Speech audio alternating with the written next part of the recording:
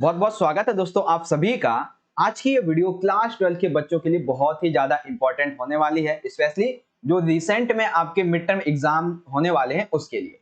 तो देखो, इतना तो आपको पता ही होगा कि जो डेट शीट है उसके अकॉर्डिंग आपका सबसे पहला पेपर है पॉलिटिकल साइंस का, जो कि है 17 अक्टूबर को।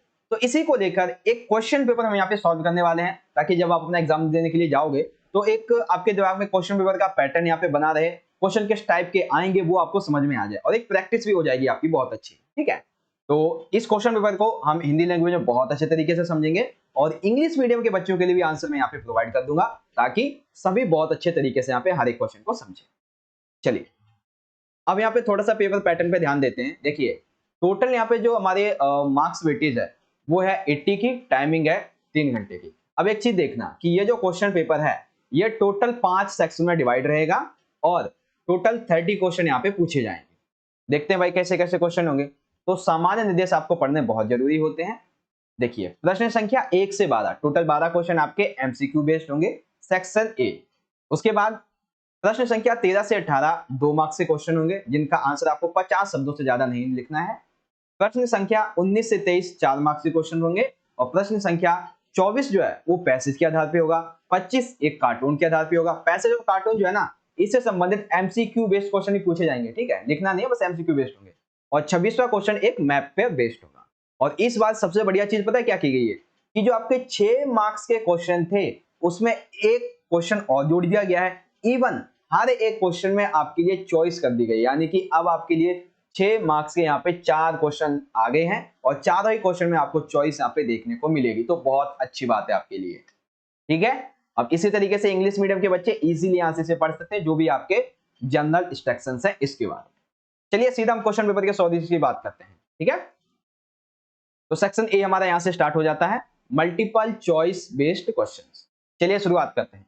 क्वेश्चन नंबर 1, सोवियत संघ के विघटन के बाद रूस, मध्य एशिया, इसके जो गणराज्य थे और जो पूर्वी यूरोप के देश थे, इन्होंने पूंजीवाद की ओर एक संक्रमण का एक खास मॉडल अपनाया था, जिसे विश्व बैंक के द्वारा और अंतरराष्ट्रीय मुद्रा कोष के द्वारा डैश कहा गया। तो सिंपल सा आंसर हमें क्या बताना है कि जब सोवियत संघ विघटित हो जाता है उसके बाद जो इसके 15 नवगणराज्य बनते हैं उसमें किस तरीके का एक खास मॉडल अपनाया गया, जिसे विश्व बैंक और अंतरराष्ट्रीय मुद्रा कोष ने एक नाम दिया था। तो सिंपल सी बात है, हम यहाँ पे किस चीज की बात कर रहे हैं, शॉक थेरेपी की बात कर रहे हैं। ठीक है, ऑप्शन थर्ड हमारा यहाँ पे राइट हो जाएगा। ठीक, इसी तरीके से आप इसे इंग्लिश में यहाँ से इजीली रीड आउट कर सकते हो और आंसर रहेगा हमारा कैपिटलिज्म। ठीक है, आ गया समझ। चलिए क्वेश्चन नंबर 2 देखिए, एक विद्वत समूह क्लब ऑफ रोम, इसने डैश में लिमिट टू ग्रोथ शीर्षक से एक पुस्तक प्रकाशित की थी। यानी कि ये जो क्लब ऑफ रोम था, एक समूह था, इसने लिमिट टू ग्रोथ शीर्षक नाम से जो पुस्तक थी वो कब प्रकाशित की थी। तो ये 4 ऑप्शन है, इसमें से राइट आंसर है 1972 में इसने ये लिमिट्स टू ग्रोथ इस नाम से इस पुस्तक को यहाँ पे प्रकाशित किया था। ठीक है, 1972, इसी को आप यहाँ पे इजीली इंग्लिश में पढ़ सकते हो, 1972। चलिए थर्ड देखते हैं। अब हमें कथन को पढ़ना है और सही विकल्प का चयन करना है। देखते हैं कथन क्या है। तो आसियान की स्थापना 1967 में बैंकॉक घोषणा पत्र पर हस्ताक्षर करके हुई, बिल्कुल ठीक। इसके संस्थापक देशों में Indonesia, Malaysia, Philippines, Singapore, Thailand शामिल है, बिल्कुल ठीक। आसियान का झंडा इसके वृत्त आसियान की एकता का प्रतीक है, बिल्कुल ठीक। आसियान के मुख्यालय जकार्ता नेपाल है, जकार्ता नेपाल नहीं नहीं नहीं, ये जकार्ता इंडोनेशिया में था। तो हम क्या कहेंगे, चौथा पॉइंट हमारा यहाँ पे गलत है। तो इस संबंध में हम देखेंगे जो यहाँ पे पहला, दूसरा और तीसरा किसमें सही है, तीसरे वाले ऑप्शन। तो ये हमारा इसका राइट ऑप्शन हो जाएगा। ठीक है, तो ऐसे क्वेश्चन जरूर आएंगे, याद रखना इस चीज को। अब यहाँ पे इंग्लिश में आप इजीली यहाँ से पढ़ सकते हो। इनमें हमारे 3 पॉइंट ये ठीक है और जो तीसरा वाला यहाँ पे ऑप्शन है वो हमारा यहाँ पे राइट हो जाएगा, फोर्थ यहाँ पे गलत है। ठीक है, चलिए अब यहाँ पे हमें देखना है कि नीति आयोग के संदर्भ में कौन सा कथन यहाँ पे गलत है। तो नीति आयोग की स्थापना 1 जनवरी 2015 को होती है, बिल्कुल ठीक है। इसके वर्तमान में जो अध्यक्ष है वो प्रधानमंत्री होते हैं और अभी वर्तमान में कौन है, नरेंद्र मोदी हैं। इसका उद्देश्य था देश की विकास नीति के क्रियान्वयन को तेज करना, केंद्रीकृत नीति की जगह एक क्षेत्रीय नीति को बढ़ावा देना, ये भी है। यह परमाणु हथियारों के निरस्त्रीकरण को जाना जाता है, बिल्कुल गलत। ये वाला गलत है कि नीति आयोग ये कार्य नहीं करता है, इसके रूप में से नहीं जाना जाता है। Option number 4 is wrong. यहाँ पे हम देख लेंगे ऑप्शन 4 रॉन्ग हो जाएगा। अब यहाँ पे 2 क्वेश्चन जो है आपके वो आएंगे असर्शन और रीजन के लिए। ठीक है, अभिकथन कारण वाले प्रश्न है, प्रश्न संख्या 5 और 6। अब आपको क्या करना होगा कि यहाँ पे जो ऑप्शन है, ठीक है, जैसे मान लेते हैं हमारा क्वेश्चन नंबर 5 है, तो इसमें अभिकथन और कारण पढ़ना है और जो ऑप्शन यहाँ पे सही लगेगा वो चूज करके लिख देना है। ठीक है, चलिए हम पढ़ते हैं किस तरीके से। देखिए अभिकथन हमारा क्या कहता है। अभिकथन के अकॉर्डिंग गठबंधन में कई देश शामिल होते हैं और सैन्य हमले को रोकने अथवा उससे रक्षा करने के लिए एक साथ मिलकर कदम उठाते हैं। बिल्कुल ठीक है, क्योंकि गठबंधन में तो बहुत सारे देश शामिल होते हैं और वो सुरक्षा के लिए एक साथ मिलकर कदम उठाते हैं। ऐसा करने से विभिन्न देशों की ताकत बढ़ती है। बिल्कुल ठीक है, तो हम क्या कहेंगे कि हमारा अभिकथन बहुत ही अच्छा है, सही है और कारण भी एकदम सही है। तो यहाँ पे हम क्या कहेंगे, ऑप्शन नंबर ए इसका राइट आंसर बन जाए। अब इसी में क्वेश्चन नंबर 6 देखिए क्या है। राज्यों के पुनर्गठन के तरीकों का पता लगाने के लिए 1953 में राष्ट्रीय पुनर्गठन आयोग गठित हुआ था। बिल्कुल ठीक, इसने अपनी रिपोर्ट 1957 में सौंपी। गलत, क्योंकि 57 नहीं बल्कि ये क्या था, 6 था, 56 में इसने सौंपी थी। तो अभिकथन तो भाई हमारा यहाँ पे गलत हो गया, तो अभिकथन गलत है। कारण देखते हैं, इसके तहत राष्ट्रीय पुनर्गठन अधिनियम बनाया गया जिसके अंतर्गत 14 राज्य और 6 केंद्र शासित प्रदेश बनाए गए। तो देखो ये जो राज्यों के पुनर्गठन के लिए 1973 में ये जो आयोग बनाया गया था, इसने रिपोर्ट सौंपी थी अपनी 56 में, जिसमें ये कहा गया कि 14 राज्य और 6 केंद्र शासित प्रदेश होने चाहिए। तो कारण तो हमारा बिल्कुल ठीक है, बट अभिकथन हमारा गलत है। तो इस संदर्भ में हम कौन सा आंसर यहाँ पे राइट लगाएंगे, ऑप्शन नंबर जो है थर्ड, ए नहीं चौथा लगाएंगे बेसिकली, क्योंकि ए हमारा गलत है लेकिन आर हमारा सही है। तो आई होप आपको ये समझ में आ गया होगा, बहुत ही सिंपल से क्वेश्चन थे। इसी तरीके से आप यहाँ पे इसे इजीली इंग्लिश में पढ़ सकते हो, डिस्कशन और क्वेश्चन, और ये आपके ऑप्शंस हैं। फिर क्वेश्चन नंबर 6 के और 5 के असर्शन, असर्शन हमारा ठीक है, रीजन भी ठीक है और ये इसके करेक्ट एक्सप्लेनेशन भी करता है। सेकंड में असर्शन हमारा गलत है और रीजन हमारा ठीक है। तो इस तरीके से आप इसका आंसर लिख देंगे। चलिए क्वेश्चन नंबर 7 देखिए, विश्व सामाजिक मंच की पहली बैठक कब और कहां हुई थी। तो देखो इसकी पहली बैठक जो थी इस संबंध में बताना है कहां हुई और कब हुई। तो पहली बैठक हुई थी इसकी 2001 में पोर्टे अलेग्रे ब्राजील में, सॉरी अल्गेरे ब्राजील में।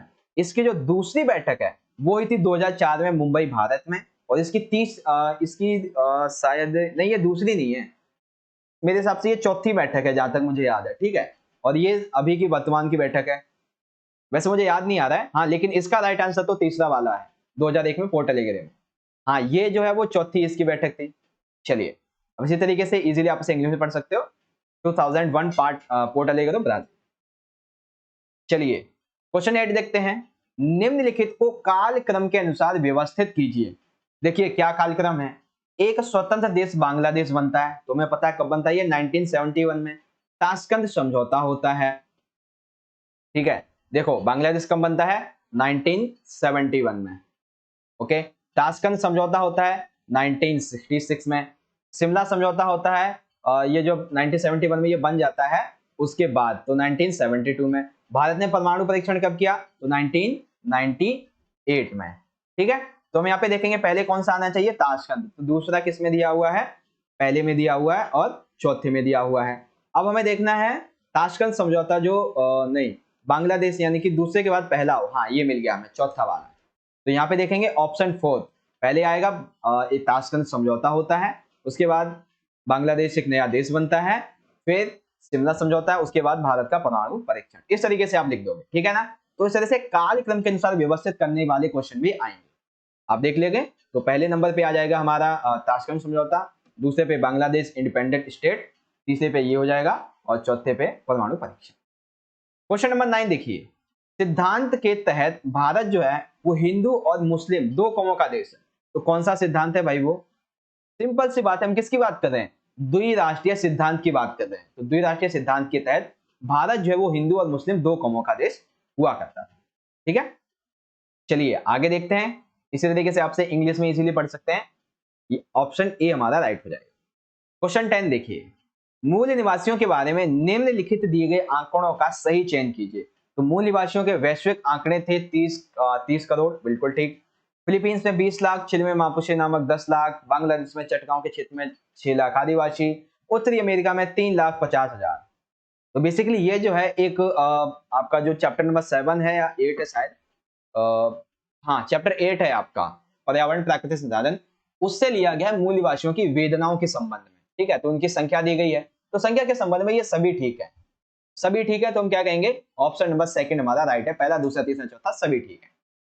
चलिए, अब इसी तरीके से आपसे इजीली यहाँ से इंग्लिश में भी देख सकते हैं, ये चारों के चारों ही ठीक हैं जो कि इंडिजिनस पीपल के बारे में है, और डाटा जो है उस संबंध में option B is right. Question number 11 देखते हैं, स्वतंत्र राष्ट्रों के राष्ट्रकुल के संस्थापक राज्यों में कौन सा शामिल नहीं है, यानी कि हम बात करें CIS की, तो CIS के संबंध में कौन सा यहाँ पे शामिल नहीं है इसके संस्थापक राज्यों में। बेलारूस भी था, रूस भी था, यूक्रेन भी था, अजरबैजान जो है वो इसमें बाद में शामिल होता है, तो ये संस्थापक देशों में नहीं है। हालांकि राष्ट्रकुल में सम्मिलित जरूर है, लेकिन संस्थापक देशों में नहीं है, ये बाद में शामिल हुआ था। तो हम क्या कहेंगे, जो अजरबैजान है ये हमारा राइट है। उसके बाद क्वेश्चन नंबर 12 में देखिए, संयुक्त राष्ट्र संघ की सुरक्षा परिषद के बारे में निम्नलिखित कथनों पर विचार कीजिए।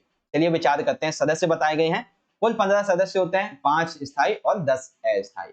इनका कार्य होता है देशों के विवादों को सुलझाना, शांति भंग करने वालों को सजा देना और विश्व में शांति बनाए रखना। दोनों ही ठीक है। अभी तक हमने सदस्य देखे हैं, सदस्य भी ठीक है हमारे, और इसके जो कार्य हैं ये भी ठीक है। 5 स्थायी सदस्यों के नाम बताए गए हैं, अमेरिका, फ्रांस, ब्रिटेन, रूस, चाइना, बिल्कुल ये भी ठीक है। 10 अस्थायी सदस्यों की विशेषता बताई गई है, इनका चुनाव 5 वर्ष के लिए, गलत गलत बिल्कुल गलत, यहीं पे गलत हो गया।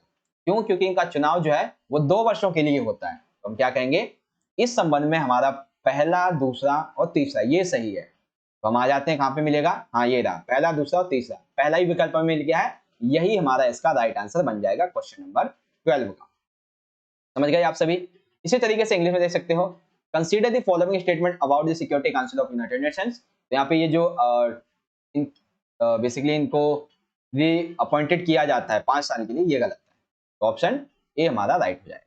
तो इस तरीके से हमारा ये जो पार्ट नंबर ए था, यानी कि सेक्शन नंबर ए, इसके जितने भी MCQ बेस्ड क्वेश्चन थे बहुत ही बढ़िया तरीके से हमने यहाँ पे समझ लिए हैं, और मैं आशा करता हूँ कि जो क्वेश्चन आपको समझाए गए हैं अभी तक बहुत अच्छे तरीके से समझ में आए होंगे। अभी तक हमने टोटल जो है वो हमारे 12-13 मिनट हो चुके हैं, और 12 क्वेश्चन हमने MCQ बेस्ड आसानी से यहाँ पे डिस्कस भी कर लिए हैं। सिंपल सा है।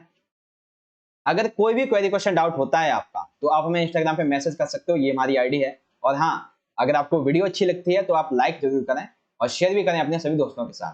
ठीक है, चलिए हम वापस से चलते हैं अपने पॉइंट पे। तो हम डिस्कस कर रहे थे सेक्शन नंबर बी, यानी कि अब हम सेक्शन नंबर बी की बात करेंगे। इसमें वेरी शॉर्ट आंसर टाइप के क्वेश्चन होंगे। किस तरीके का क्वेश्चन है इसमें, इसमें होंगे 2 मार्क्स के क्वेश्चन। ठीक है, तो देखते हैं भाई 2 मार्क्स के क्वेश्चन कहां से हैं, ये रहे। हाँ, सेक्शन नंबर बी यहां से स्टार्ट हो जाता है। चलिए, क्वेश्चन नंबर 13 है, इजराइल की कोई 4 सैनिक विशेषताएं। ये आपका न्यू टॉपिक है, न्यू टॉपिक का क्वेश्चन भी पूछा गया है, तो याद रखना न्यू टॉपिक भी इंपॉर्टेंट है। तो इजराइल की कोई 4 सैनिक विशेषताएं। सबसे पहली, इसकी अपनी एक खुफिया एजेंसी है जिसे मोसाद कहते हैं। इसकी सेना में लगभग 35 लाख लोग शामिल हैं। अब देखो, इसकी जो जनसंख्या है वो टोटल कितनी है, 92 के आसपास है, 92 लाख है। उसमें से 32 लाख तो सैनिक ही है, तो हम कह सकते हैं 40% आबादी इसकी सैनिक है। यहाँ पर नागरिकों को सैन्य सेवा करना अनिवार्य होता है, यानी कि जितने भी जनसंख्या है यहाँ की, उन्हें सेना में सेवा करना अनिवार्य होता है। अगर लड़के हो तो 3 वर्ष के लिए और लड़की हो तो 2 वर्ष के लिए। यहाँ पर इजराइल जो है वो वायुसेना के नंबर पर 6ठे नंबर में आते हैं। वायुसेना के स्तर पे 6ठे स्तर पे आता है, वहीं भारत इसके 4थे स्तर पे आता है, यानी कि भारत जो है वायुसेना के मामले में थोड़ा सा इससे आगे है। इजराइल अपनी जीडीपी का एक बहुत ही बड़ा हिस्सा, बहुत ही बड़ा पैसा जो है वो रक्षा बजट में खर्च करता है, क्योंकि जहां पे सेना इतनी ज्यादा है, आधी आबादी मान लेते सैनिक आबादी ही है, तो ऐसे में वहां पे रक्षा बजट तो बहुत ज्यादा हाई बनाना ही पड़ेगा और अपने आप को और ज्यादा संगठित करने के लिए बनाना पड़ेगा। और ये भी चीज है कि इजराइल के आसपास के जितने भी एरिया है, ठीक है, मोस्टली कॉमन जो देश है छोटे छोटे, वो इससे डरते हैं और इस पे कभी कभी हमला बोलने की तैयारी भी करते रहते हैं, तो इसीलिए भी इसने बहुत ज्यादा पैसा खर्च करना पड़ता है इस बारे में। ठीक है, तो ये इजराइल की 4 सैनिक विशेषताएं, मैंने आपको 5 बता दी, कोई भी लिख देना। इसी तरीके से right and 4 military characteristics of Israel, तो कौन कौन सी हैं, इजीली आप इन सभी को यहां से लिख दोगे। ठीक है, समझ गए। क्वेश्चन नंबर 14 देखिए, श्वेत क्रांति क्या थी। श्वेत क्रांति यानी कि दूध की क्रांति से संबंधित है। तो देखो 1970 के दशक में एक व्यक्ति थे, मिल्क मैन ऑफ इंडिया के नाम से इनको जाना जाता था। कौन थे, वर्गीज कुरियन। तो इन्होंने क्या किया, इन्होंने गुजरात के एक शहर जिसका नाम था आणंद, यहाँ से एक सहकारी दूध उत्पादन का आंदोलन चलाया, यानी कि दूध उत्पादन का इन्होंने आंदोलन चलाया गुजरात के आणंद शहर से, जिसके तहत इन्होंने क्या किया, गांव गांव जा जाकर वहां से दूध इकट्ठा किया और लोगों को पैसे दिया और उन्होंने उनसे कहा कि आप हमें अपने जानवरों से निकला हुआ गाय भैंसों का जो दूध दोगे, हम उसके बदले आपको पैसे देंगे। तो लोग काफी खुश हुए इसको। तो इसने देखा कि जब हम इतना व्यापार कर ही रहे हैं तो क्यों ना ऐसे हम अंतरराष्ट्रीय स्तर पर लेके जाएं। तो दूध के उत्पादन को केंद्रीय स्तर पर फैलाने के लिए इन्होंने 1970 में ऑपरेशन फ्लड चलाया। ऑपरेशन फ्लड यानी कि दूध की क्रांति। तो केंद्रीय स्तर पर ये जो दूध का उत्पादन था उसे जोड़ दिया। पहले क्या था कि गुजरात का मात्र एक शहर आणंद, यहीं तक दूध का उत्पादन होता था, लेकिन जब इसने ऑपरेशन फ्लड स्टार्ट किया तो इस ऑपरेशन फ्लड के बाद में दूध का उत्पादन केंद्रीय स्तर पर पहुंच गया, जिसमें शुरुआती दौर में लगभग 25 लाख दूध उत्पादक, ये वे हैं जहाँ पे जो डेयरी वगैरह होती है, दूध की डेयरी वगैरह वो खुली हैं, बाकी कंज्यूमर तो बहुत सारे हैं, करोड़ों की संख्या। ठीक है, तो श्वेत क्रांति क्या थी, सिंपल सा यहाँ पे इजी वे में आपको समझ में आ गया होगा। ठीक है, इसी तरीके से आप इसे इंग्लिश में समझ सकते हो, what was the white revolution या फिर milk revolution, that is the answer. ठीक है, चलिए क्वेश्चन नंबर 15 देखते हैं। 15 है, सोवियत संघ के विघटन में कम्युनिस्ट पार्टी का शासन एक अहम कारण था, समझाइए। यानी कि सोवियत संघ के विघटन में कम्युनिस्ट पार्टी का क्या यहाँ पे योगदान था, यानी कि क्या यहाँ पे उनकी गलत नीतियां वगैरह थी, वो मैं समझा। तो देखो, सबसे पहली तो है कि यहाँ पे एक दलीय व्यवस्था थी, अर्थात एक दलीय व्यवस्था होने की वजह से कम्युनिस्ट पार्टी ने लगभग 70 सालों तक शासन किया था। ठीक है, और ये पार्टी जनता के प्रति जवाबदेह नहीं हुआ करती थी, अर्थात जनता इनसे कुछ भी जवाब मांगे तो ये देते ही नहीं थे। ठीक है, तो ये हो गया 70 सालों तक शासन, जनता के प्रति जवाबदेही नहीं। साथ ही साथ इनको जो विशेष अधिकार मिले हुए थे ये उनका उपयोग गलत कर रहे थे, जिसकी वजह से भ्रष्टाचार भी बढ़ता जा रहा था। ये लोग यानी कि कम्युनिस्ट पार्टी के लोग बाजारों को भी खोलना नहीं चाहते थे, क्योंकि अगर बाजार को खोल देंगे तो नए विचार आएंगे, कंपनी आएंगी, इनका शासन खत्म होगा। तो ये बाजार भी खोलना नहीं चाहते थे। इन्होंने नागरिकों को अभिव्यक्ति का अधिकार भी नहीं दिया हुआ था, उन्हें आलोचना का अधिकार भी नहीं दिया हुआ था। इवन मीडिया पर सेंसरशिप लगा रखी थी, अर्थात मीडिया को कुछ भी छापना है तो पहले सरकार से जो है अनुमति लेनी पड़ेगी। तो इसकी वजह से क्या होता था, वो कुछ बता ही नहीं पाते थे। तो नागरिकों को भ्रष्टाचार के बारे में कुछ पता ही नहीं चलता था, जिसकी वजह से नागरिक इन पार्टी के सदस्यों से काफी ज्यादा नाराज हो जाते हैं और फिर शुरुआत हो जाती है यहाँ पे एक विद्रोह की, जिसके बाद कम्युनिस्ट मतलब कि इसके विघटन में ये भी एक बहुत बड़ा कारण बन के सामने आता है। ठीक है, तो आपको समझ में आ गया कम्युनिस्ट पार्टी के शासन में किस तरीके से ये विघटित हुआ होगा। अब इसी को आप यहाँ पे इजीली इंग्लिश में देख सकते हैं। ठीक है, ये पॉइंट हमारे, इन सभी को आप इजीली यहाँ से लिख दोगे। चलिए आगे देखते हैं क्वेश्चन नंबर 16। क्वेश्चन नंबर 16 है, स्वतंत्र भारत के समक्ष कई चुनौतियां थी, बिल्कुल 3 तरीके की चुनौतियां थी, जिसमें से एकता के सूत्र में बांधना सबसे अहम थी, समझाइए। यानी कि स्वतंत्र भारत के समक्ष जो चुनौतियां थी उसमें एक सबसे अहम चुनौती थी एकता के सूत्र में बांधना। तो इस चुनौती को हमें समझाना है। तो बेसिकली देखो, जब अंग्रेज हमें आजाद करके गए थे, यानी कि हमें छोड़ के गए थे, इट मीन्स कि भारत जब आजाद हुआ था तब एक भारत गरीब और दरिद्र था, जिसमें तकरीबन 70 नहीं यार, ज्यादा हो गया, 17 यानी कि 17% ही जो लोग थे वो पढ़ लिख सकते थे, क्योंकि अंग्रेजों ने इतना ज्यादा हम पे अत्याचार किया था कि लोगों को गुलामी की आदत पड़ गई थी, गरीबी की आदत पड़ गई थी। ठीक है, उनको शिक्षा वगैरह से मतलब ही नहीं था, मोस्टली जो देखा गया था। तो इस तरह से हम क्या कह सकते हैं, भारत बहुत ही ज्यादा पिछड़ा हुआ देश रहा था जब ये आजाद हुआ। भारत एक विविधताओं से भरा हुआ देश था। इसमें कश्मीर से लेकर कन्याकुमारी तक, गुजरात से लेकर आंध्र प्रदेश तक विभिन्न धर्मों को मानने वाले लोग रहते हैं, विभिन्न भाषा को बोलने वाले लोग रहते हैं, जाति के लोग रहते हैं, विभिन्न संस्कृतियों के लोग रहते हैं। तो ऐसे में इन लोगों में विविधताओं को लेकर, ये गरीबी और दरिद्रता को लेकर, अशिक्षा को लेकर, ये जो हम कह सकते हैं कि एक खराब स्थिति फैली हुई है।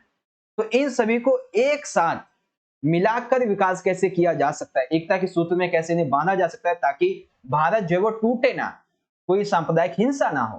तो ये किससे संबंध होगा, कैसे होगा, तो एकता के सूत्र में बांधना, यही इस तरह से एक बहुत बड़ी चुनौती यहाँ पे बन गई थी, जिसको लेके बहुत ही ज्यादा सवाल भी उठ रहे थे। तो इस तरीके से सिंपल सा आंसर आप यहाँ पे इजीली लिख दोगे। ठीक है, अब इसी क्वेश्चन को आप यहाँ पे इजीली इंग्लिश में भी देख सकते हो। There was many challenges before independent India, in which trying the thread of unity was the most important. Explain, तो एक्सप्लेन कैसे करोगे ये पॉइंट। आगे देखिए क्वेश्चन नंबर 17 है, भारत तथा पाकिस्तान के बीच हुए किन्हीं दो युद्धों का समय तथा परिणाम लिखिए। तो किन्हीं दो युद्धों को बताना है। देखो अभी तक कितने हो चुके हैं, टोटल 4 युद्ध हो चुके हैं। एक तो हुआ था पहला युद्ध 1948 में, इसका क्या परिणाम हुआ कि कश्मीर का जो मुद्दा था, ये कश्मीर मुद्दे का ये कारण था, परिणाम ये हुआ था कि कश्मीर दो हिस्सों में बट गया। प्रथम एक तो पाकिस्तान अधिकृत कश्मीर बन गया और एक जम्मू कश्मीर प्रांत था, ये बन गया। फिर दूसरा आया 1965 में, ये जो था ये मतभेद था गुजरात प्रांत में कच्छ जिले के रण सीमा को लेकर।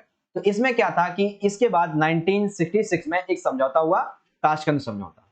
फिर तीसरा युद्ध हुआ था बांग्लादेश जब बनता है तो उसके बाद शिमला समझौता होता है। फिर चौथा युद्ध हुआ था कारगिल युद्ध, इसके बाद संबंध और भी ज्यादा खराब हो जाते हैं। तो ये पॉइंट है, इजीली आप इनको लिख दो, कोई भी दो लिख देना, पूरे पूरे मार्क्स आपको मिल जाएंगे। ठीक है बच्चों, चलिए इंग्लिश में देख लेते हैं। Write the time and outcome of any two wars between India and Pakistan. तो first world war, sorry world कहाँ कह रहा हूँ यार, बीच में होना चाहिए ना। First war between India and Pakistan, second, third and fourth. ये सिंपल सा आंसर है। 2 मार्क्स का आखिरी क्वेश्चन है हमारा, पर्यावरण में व्याप्त कोई 4 समस्याएं लिखो। तो पर्यावरण में बहुत सारी समस्याएं हैं, यानी कि बहुत ही सिंपल सा क्वेश्चन है, आप अपनी थिंकिंग के बेस पर भी लिख सकते हो। कृषि योग्य भूमि घट रही है, भूमि की उपजाऊपन क्षमता घट रही है, खाद्य उत्पादन में कमी हो रही है, जल प्रदूषण बढ़ता जा रहा है, वनों की अंधाधुंध कटाई हो रही है जिससे पेड़ और पर्यावरण को नुकसान पहुंच रहा है, ओजोन परत में छेद हो रहा है, समुद्री तटीय के जो क्षेत्र है यहाँ पे प्रदूषण बढ़ता जा रहा है, जैव विविधता यहाँ की कई प्रजातियां लुप्त होती जा रही हैं, और भी इसमें पॉइंट चाहो तो आप लिख सकते हो। सिंपल सा आंसर है यहाँ पे, ये आप अपने थॉट बेस पर भी लिख सकते हो। ठीक है, इसीलिए मैंने जल्दी में आंसर बता दिया। कृषि योग्य भूमि घट रही है जिसकी वजह से उपजाऊपन क्षमता घट रही है, खाद्य उत्पादन कम हो रहा है, जल प्रदूषण की वजह से स्वच्छ जल नहीं मिल पाता है, वनों की अंधाधुंध कटाई से जानवर, पर्यावरण इन सभी को हानि हो रही है, ओजोन परत में छेद होने की वजह से पृथ्वी का तापमान बढ़ता जा रहा है, लोगों को कई सारी बीमारियों का सामना करना पड़ रहा है, और समुद्री में प्रदूषण होने की वजह से समुद्री जीव जंतु जो खत्म होते जा रहे हैं, और भी पॉइंट है। तो इन सभी को आप लिख दोगे। इसी तरीके से आप इसे इजीली यहाँ से इंग्लिश में समझ सकते हो। Right any 4 problem prevailing the environment. तो कौन कौन सी 4 प्रॉब्लम्स हैं, इजीली आप इसे यहाँ से गेट इन आउट कर सकते हो। सॉरी, रीड एंड आउट कर सकते हो, मैंने कुछ और ही बोल दिया था। ठीक है, चलिए यहाँ पे हमारा सेक्शन नंबर जो बी था कंप्लीट हो जाता है। यहाँ पे कहाँ गया, हाँ, section number be very short answer type question यहाँ पे हो जाते हैं कंप्लीट, जिसमें हमने 2-2 मार्क्स के हमारे 13 से लेकर 18 तक क्वेश्चन पूछे गए थे, और हर एक क्वेश्चन को बहुत ही अच्छे तरीके से हमने यहाँ पे डिस्कस भी कर लिया। चलिए आगे करते हैं। सेक्शन नंबर सी है हमारा। अब इसमें जो है वो 4 मार्क्स के टोटल 6 क्वेश्चन हमसे पूछे जाएंगे, 6 नहीं 5 है बेसिकली, 4 मार्क्स के 5 क्वेश्चन। देखते हैं, क्वेश्चन नंबर 19 है, 1993 यानी कि 1993 के बाद यूरोपीय संघ का तेजी से विकास के पथ पर अग्रसर है। बिल्कुल ठीक है। इस कथन के संदर्भ में यूरोपीय संघ की विशेषताएं लिखिए, यानी कि सिंपल सा क्वेश्चन क्या है, यूरोपीय संघ की विशेषताएं बताइए विकास को लेकर। तो देखो 1 नवंबर 1993, ये आपकी बुक में नहीं दिया हुआ, विकिपीडिया पे मिलेगा आपको। 1 नवंबर 1993 को पूर्ण रूप से यूरोपीय संघ का गठन हो जाता है, और वर्तमान में ये आज तेजी से विकास कर रहे संगठनों में से एक है। कैसे, इसकी विशेषताएं बतानी है। तो सबसे पहला, इसके पास अपना खुद का झंडा है, खुद का अपना राष्ट्रगान है, स्थापना दिवस और एक मुद्रा है यूरो। अर्थात आसियान कह रहा हूं, जो यूरोपीय संघ है इसके पास अपना खुद का झंडा, राष्ट्रगान, स्थापना दिवस, मुद्रा, ये सभी है, जिससे ये अपनी एकात्मक स्वतंत्रता, शांति, इन सभी को बनाए रखता है। एक संघ के रूप में, यानी कि एक जैसे यूरोपीय देशों का संघ है, तो ऐसे में एक संघ के रूप में संघ में जितने भी देश शामिल हैं उनकी एक समान विदेश नीति है, इनकी एक सुरक्षा नीति है, आंतरिक मामलों में जुड़े हुए न्याय के मुद्दे हैं, और एक समान मुद्रा है। तो एक समान विदेश नीति, सुरक्षा नीति, आंतरिक मामले, एक समान मुद्रा, ये सभी क्या दर्शाते हैं कि इनमें एक ऐसी एकता बनी हुई है जिससे ये सभी देश एक साथ मिलकर विकास कर रहे हैं। तीसरा, यूरोपीय संघ की जो मुद्रा है यूरो, ये अभी वर्तमान में तो अमेरिकी डॉलर के लिए प्रभुत्व का खतरा बनी रही है, साथ ही साथ आने वाले भविष्य में यह डॉलर के अस्तित्व को समाप्ति भी कर सकती है अगर ये तेजी से चलती गई। अनुमान है कि आने वाले टाइम पर लगभग 2050 तक ये काम हो जाएगा। ठीक है। चौथा, जब यूरोपीय संघ की शुरुआत होती है तब इसका सकल घरेलू उत्पाद होता है 1200 अरब डॉलर, लेकिन ये यहाँ पे डाटा वैसे मैंने लिखा नहीं है, 2015 की बात कर रहा हूं मैं, तो 2015 में इसका जो डाटा है वो होता है 17 अरब डॉलर, यानी कि आने वाले हम कह सकते हैं कि कुछ ही 15-20 सालों में इसका जो पूरा का पूरा डॉलर है, सकल घरेलू उत्पाद, वो बढ़ जाता है कितना, 5000 अरब डॉलर। यूरोपीय देशों ने एक साझा कृषि की नीति अपनाई हुई है। अब साझा कृषि नीति की वजह से खाद्यान्न संपन्न हो जाते हैं, अकाल की स्थिति खत्म हो जाती है। इन्होंने आपस में व्यापार के अच्छे खासे नियम बना रखे हैं और ये बहुत तेजी से व्यापार भी कर रहे हैं और विश्व व्यापार में अपना योगदान भी दे रहे हैं। तो इस संबंध में अमेरिका से 3 गुना ज्यादा विश्व व्यापार में ये योगदान देते हैं, लगभग 25%। यानी कि जितने भी 193 देश हैं उसका 25% तो यही व्यापार करते हैं। विश्व व्यापार संगठन ऐसे कई अंतरराष्ट्रीय संगठन है जिसके निर्णयों को ही प्रभावित करता है। बहुत सिंपल सा आंसर था, यहाँ पे लिख दिया हमने। ठीक है, तो क्वेश्चन नंबर 19 का आंसर आप इस तरीके से इन पॉइंट्स के माध्यम से लिखोगे और इजीली आप इसे समझ सकते हैं। समझा भी दिया मैंने बहुत अच्छे तरीके से आपको। अब इसी को इंग्लिश में देख लीजिए। Write the feature of the European Union with reference to the statement EU, यानी कि European Union is on the path of rapid development after 1993। तो किस तरीके से लिखेंगे, सबसे पहले 1 नंबर 1993 को पूरी तरीके से फॉर्म्ड होता है और उसके बाद इसके जो पॉइंट्स हैं इजीली आप यहां से लिख देंगे। ठीक है, आई होप आप सभी बच्चों को समझ में आ गया होगा। चलिए क्वेश्चन 20 देखते हैं। दक्षेस क्या है तथा इसके उद्देश्य लिखिए, यानी कि हमें सार्क के बारे में बताना है। तो दक्षेस का यहाँ पे पूर्ण रूप है दक्षिण एशियाई क्षेत्रीय सहयोग संगठन, इंग्लिश में कहें तो SAARC, South Asian association for regional Corporation. अब हमें पहले बताना है क्या। तो ये एक संगठन है जिसकी स्थापना 8 दिसंबर 1985 को हुई थी, जिसका मुख्यालय काठमांडू नेपाल में है। सार्क की स्थापना के समय इसमें टोटल जो है वो 7 देश शामिल थे और फिर 2007 में अफगानिस्तान को इसमें मिलाया गया, तभी 8 बन गए। कौन कौन से 8 देश हो गए? अब पहले 7 थे, भारत, पाकिस्तान, बांग्लादेश, नेपाल, भूटान, मालदीव और श्रीलंका। पहले ये 7 थे, लेकिन 2007 में अफगानिस्तान को दक्षिण एशिया में जगह दी गई, तो ये दक्षिण एशिया, इट मींस के दक्षेस में जगह दी गई, तो ये 8 हो जाते हैं। तो दक्षेस समझ में आ गया, एक संगठन था, कब स्थापना हुई, कितने देश शामिल है। इसके उद्देश्य देखिए, तो दक्षेस की आप चाहे दक्षेस देख लो, आप चाहे जो यूरोपियन यूनियन है, आसियान है, सभी के एक कॉमन से होते हैं। अगर चाहे आपसे देखो, आप ब्रिक्स के बारे में पूछ ले, आपसे आसियान के बारे में पूछ ले, यूरोपियन यूनियन के बारे में पूछ ले, ये जो पॉइंट मैं आपको बता रहा हूं ना, बस इसमें आपको उस संगठन का नाम चेंज कर देना और सब एज इट इज आप लिख सकते हो। क्या क्या ये आपस में आपसी एकता को बढ़ाए रखने में मदद करते हैं। मतलब उद्देश्य ये होता है कि जितने भी देश सम्मिलित हैं संगठन में, सभी देशों के बीच में एकता और विश्वास को बनाए रखें, आपसी विश्वास को बढ़ाकर व्यापार को और अच्छा बनाएं। साथ ही साथ जो संघ के देश होते हैं, इन देशों की जनता का विकास करें और उनके जीवन स्तर में सुधार लेके आए। सांस्कृतिक तौर पे, सामाजिक तौर पे मिलकर आपसी सहयोग के द्वारा विकास करें, एक साथ मिलकर आर्थिक विकास करें, जितने भी मतभेद वगैरह होते हैं उनको बातचीत के द्वारा सुलझाएं, शांति व्यवस्था को स्थापित करें। ये कुछ पॉइंट हैं। ठीक है, तो टोटल ये 6 पॉइंट है आपके सामने, आप ये लिख देंगे। तो यही उद्देश्य आप यूरोपीय संघ और आसियान, ब्रिक्स, सार्क सभी में डाल सकते हो। ठीक है ना। तो दक्षेस क्या है, आई होप आप समझ गए होंगे, और दक्षेस के उद्देश्य क्या है, आई होप ये भी आप समझ गए होंगे। बहुत ही सिंपल तरीके से, इजी वे में आपको समझा रहा हूं। अब इसी तरीके से इंग्लिश में देख लो, what is SAARC and write the objective. तो सार्क क्या है, south Asian association for regional corporation है। इसकी स्थापना कब होती है, कौन कौन से सदस्य इसमें शामिल होते हैं, फिर इसके ऑब्जेक्टिव्स क्या होते हैं। तो 2 ऑब्जेक्टिव्स आपके ये हैं और बाकी के ऑब्जेक्टिव्स आपके यहाँ पे ये दिए हुए हैं। ठीक है, चलिए क्वेश्चन नंबर 21 को देखते हैं। भारत की सुरक्षा की रणनीतियां लिखिए, अर्थात भारत की जो सुरक्षा रणनीति है, इसके संबंध में सुरक्षा रणनीति के घटक जो है वो समझाना है। तो पहला घटक देखिए क्या होता है कि भारत का ये मानना है कि सैन्य क्षमता को मजबूत करना चाहिए, क्योंकि भारत पर पड़ोसी देशों के हमले होते रहते हैं। जैसा कि हमने भारत पाकिस्तान, भारत चाइना, इसके युद्ध देखे हैं। तो इस संबंध में इसकी रणनीति का सबसे अहम जो भाग है वो है अपनी सैन्य क्षमता को बहुत ही ज्यादा मजबूत करना। दूसरा घटक अंतरराष्ट्रीय कायदों और संस्थाओं को मजबूत करना, जैसे कि जवाहरलाल नेहरू जी ने एशियाई एकता, औपनिवेशीकरण और निःशस्त्रीकरण के प्रयासों की हिमायत की है। यानी कि दूसरा घटक क्या कहता है कि अंतरराष्ट्रीय स्तर पर अपनी संस्थाओं को मजबूत करना चाहिए, जैसा कि जवाहरलाल नेहरू जी ने कहा था। ठीक है, भारत उन 160 देशों में से सम्मिलित है जिन्होंने 1997 में क्योटो प्रोटोकॉल पर हस्ताक्षर किया था, जो कि इसकी सुरक्षा रणनीति का एक अहम पहलू माना जाता है।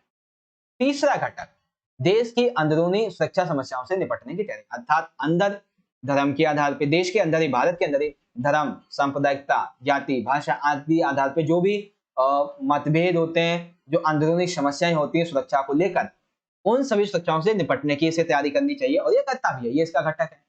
चौथा यहाँ पे घटक कि भारत में अर्थव्यवस्था को इस तरीके से विकसित किया जाना चाहिए जिससे कि बहुसंख्यक नागरिकों को गरीबी और अभाव से निजात मिल सके और नागरिकों के बीच आर्थिक असमानता ना आए। यानी कि देखो, पहला घटक क्या कहता है? पहला घटक कहता है कि सैन्य क्षमता को मजबूत करो।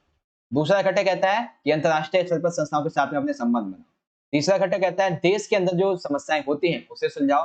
चौथा घटक कहता है कि विकास ऐसे करो जिससे सभी लोगों को फायदा हो, खास करके जो बहुसंख्यक लोग हैं वो इस तरीके से जो आर्थिक असमानता फैली है उसको खत्म करने लायक बन जाए और उन्हें कुछ आरक्षण देके इन्हें ऊपर उठाया जाए।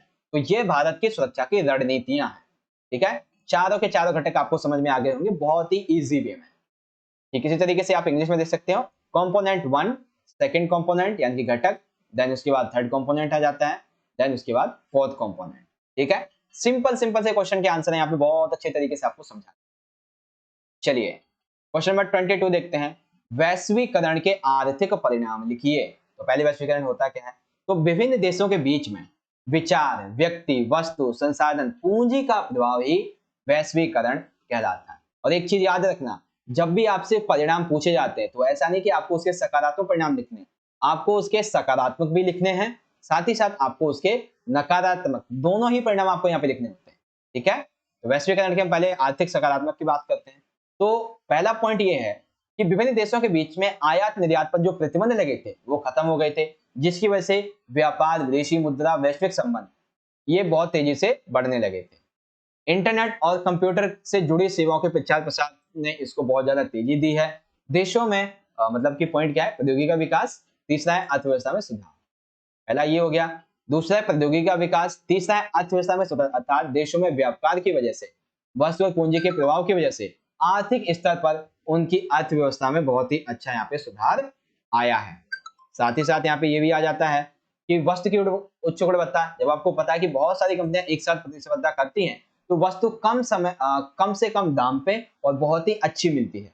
फिर विदेशी व्यापार में वृद्धि, सिंपल सी बात है, अंतरराष्ट्रीय स्तर पर विदेशी व्यापार जो है उससे विदेशी मुद्रा मिलती है जिसके कारण और व्यापार होता है। सिंपल आंसर है इसका। तो ये कुछ परिणाम है। उसके बाद इसके नकारात्मक परिणाम लिखोगे कि छोटे छोटे उद्योग जो होते हैं वो खत्म हो जाते हैं, क्योंकि बड़ी बड़ी जब कंपनियां आती हैं तो छोटी कंपनियों का व्यापार यहाँ पे छिन जाता है, क्योंकि वो उतना अच्छा माल बना नहीं पाती हैं सस्ते दाम पे जितना कि वो बना देते हैं।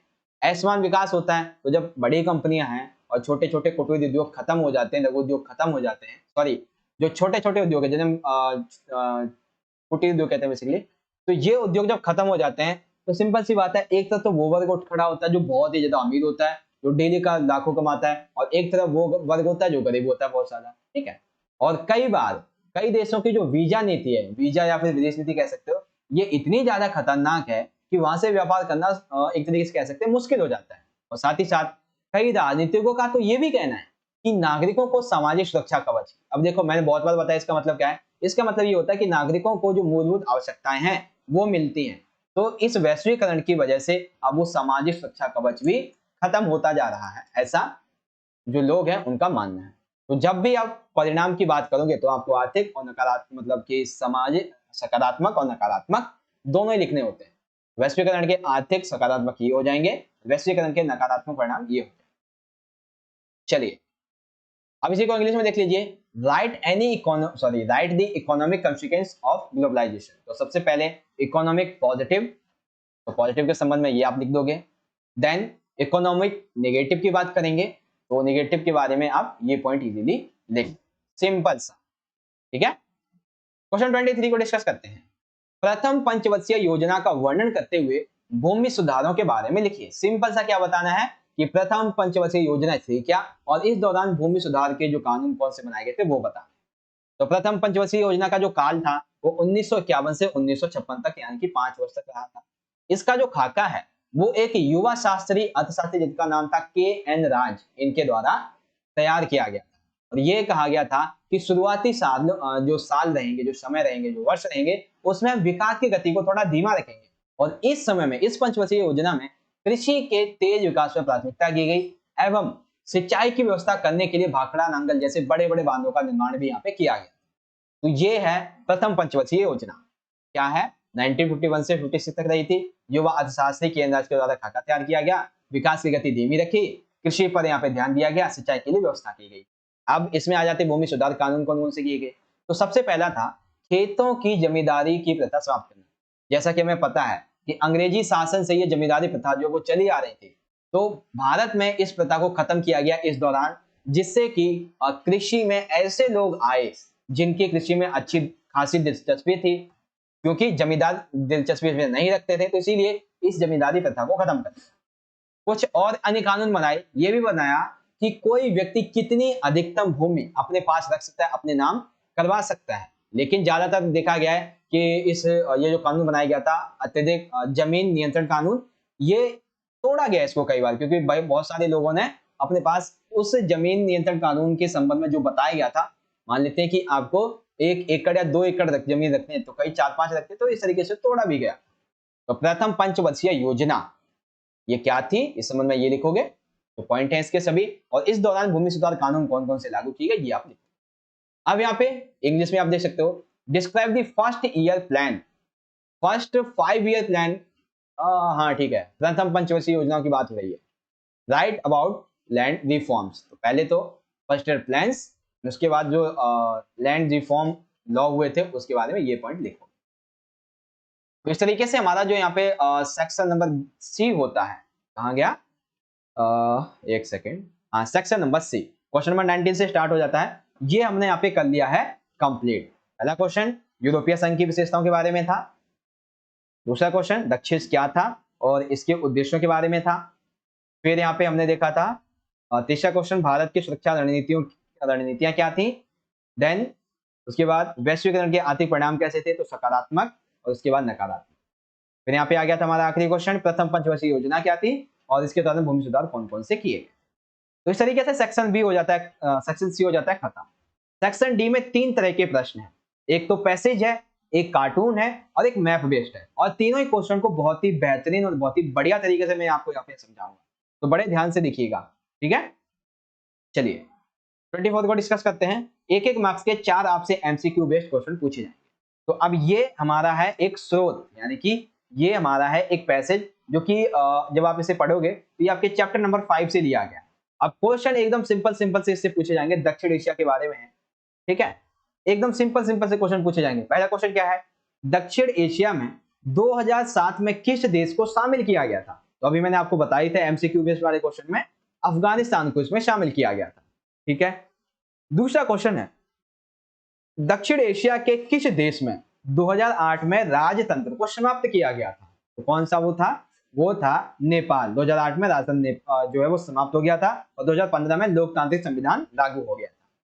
तीसरा, दक्षिण एशिया के देशों ने आपस में व्यापार को मुक्त बनाने के लिए किस समझौते पर हस्ताक्षर किए थे। तो आप कहोगे सार्क, नहीं, ये उनका संगठन था, लेकिन पूछा जा रहा है समझौता, तो समझौता था साफ्टा, फ्री ट्रेड एरिया, ठीक है, south Asian free trade area, ठीक है, या फिर एग्रीमेंट कह सकते हो, हाँ एग्रीमेंट था बेसिकली। चौथा आ जाता है, दक्षिण एशिया का ऐसा कौन सा देश है जो सुरक्षा परिषद में स्थायी सदस्य के मानदंडों पर खरा उतरता है, यानी कि हमारे भारतीय देश की बात की जा रही है। तो ऑप्शन 4 हमारा यहाँ पे राइट हो जाएगा, सिंपल सा, ठीक है। तो एक मार्क्स के बेसिक से छोटे छोटे एमसीक्यू बेस्ड क्वेश्चन पूछे गए हैं एकदम नॉर्मल तरीके से, ठीक है, समझ गए आप सभी इजी तरीके से। चलिए अब इसी को इजीली इंग्लिश में देख लीजिए, read the passage given you and answer the question that follow. तो पहले आप इसे पढ़ लेना, चाहो तो वीडियो को पॉज करके सीधा क्वेश्चन आंसर की बात करेंगे। Which country was included in South Asia in 2007, that is Afghanistan. In which country of South Asia was abolished in 2008, that is Nepal. C है, which agreement was signed by the countries of South Asian making trade among themselves free, that is SAFTA. Then D, which country in South Asia meets the criteria of permanent membership in the Security Council, that is India की बात हो रही है। चलिए तो स्रोत आधार प्रश्न खत्म हो गया। अब आ जाता है यहाँ पे बेसिकली मैप वाला क्वेश्चन। तो मैप वाले क्वेश्चन को बहुत ही अच्छे, बहुत ध्यान तरीके से हम समझेंगे।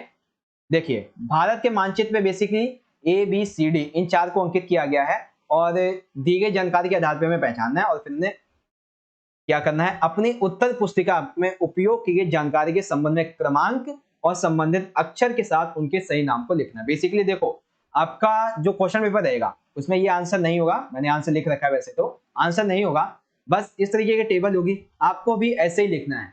जब आप अपना क्वेश्चन लिखोगे, आंसर लिखोगे, तो आपको भी मैप नहीं लगाना, उसमें मैप नहीं लगाना है, कोई मैप लगा के मत आ जाना, उसमें आपको ये लिखना है, मैप नहीं लगाना है, आपको लिखना है इस तरीके से, ठीक है। आप समझते हैं, देखो यहाँ पे पहले तो मैप देख लेते हैं क्या क्या भरा गया है। तो यहाँ पे आप देख सकते हो, ए दिया हुआ है यूपी में, बी दिया हुआ है आंध्र प्रदेश में, सी दिया हुआ है असम में, चौथा दिया हुआ है और यहाँ पे देख सकते हो आप अरुणाचल प्रदेश में। तो एक एक करके समझते हैं किस संबंध में क्या क्या है।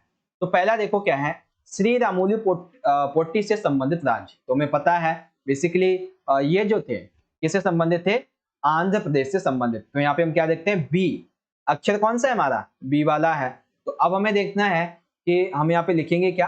तो पहला वाला पूछा गया था हमसे, क्या क्वेश्चन है पहला, कि श्री पोट्टी रामुलु से संबंधित राज्य, तो वो है आंध्र प्रदेश, और यहाँ पे हमारा संबंधित अक्षर क्या है, बी है। भारत और चाइना के बीच में उत्तर पूर्वी विवादित राज्य कौन सा है, तो यहाँ पे उत्तर पूर्वी विवादित राज्य आप देखो किस अक्षर से दर्शाया गया है, सी से दर्शाया गया, अरुणाचल प्रदेश, ठीक है। तो हम यहाँ पे कैसे लिख देंगे, दूसरे में उत्तर पूर्वी विवादित राज्य है अरुणाचल प्रदेश, जिसके लिए संबंधित अक्षर सी यूज किया गया। 1971 में पलायन की समस्या झेलने वाला राज्य, तो यहाँ पे देखेंगे डी दिया हुआ है इस संबंध में, कौन सा राज्य है, असम है। तो तीसरा क्या है कि 1971 में पलायन की समस्या झेलने वाला राज्य था असम, और यहाँ पे संबंधित अक्षर है हमारा डी।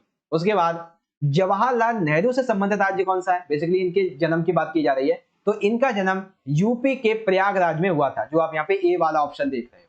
तो यहाँ पे कैसे लिख देंगे, जवाहरलाल नेहरू जी के संबंध में यूपी यानी कि प्रयागराज आता है, और इसके लिए ए अक्षर को उपयोग किया गया, ठीक है। यानी कि देखो, जो यहाँ पे ये जानकारी आपकी दी गई है, इस जानकारी के संबंध में आपको आंसर तो यहाँ पे लिखना है, और जो जानकारी दी गई है उस जानकारी के हिसाब से जहां जहां पे आपको लगता है कि ये जानकारी पुट होगी, उस संबंध में जो अक्षर है, जो ये न्यूमेरिकल्स हैं, अल्फाबेट्स हैं, इन सभी को आपको अपने आंसर में लिखना है, ठीक है। और ये हमेशा याद रखना, कभी एक इक्वल वाइज में नहीं होंगे, हमेशा अलग रहेंगे, इस चीज को याद रखना। तो ये चीज आपको समझ में आ गई। तो मैप का क्वेश्चन आप इजीली इस तरीके से कर सकते हैं, ठीक है बच्चों, समझ में आ गया होगा बहुत अच्छे तरीके से आपको। अब इंग्लिश में देख लीजिए, तो इंग्लिश में भी आप इसी तरीके से भर सकते हैं। यहाँ पे देख सकते हो, the state belonging to the Shri Ramulu Potti, that is Andhra Pradesh, ये साइन करता है बी को। North eastern dispute state between India and China, तो ये होता है अरुणाचल प्रदेश, ये यहाँ पे कंसर्न करता है सी को। State facing the problem of migration in 1971, that is Assam, और ये यहाँ पे कंसर्न करता है अल्फाबेट डी को। State related Jawaharlal Nehru, that is Prayagraj, यानी कि यूपी आ जाता है।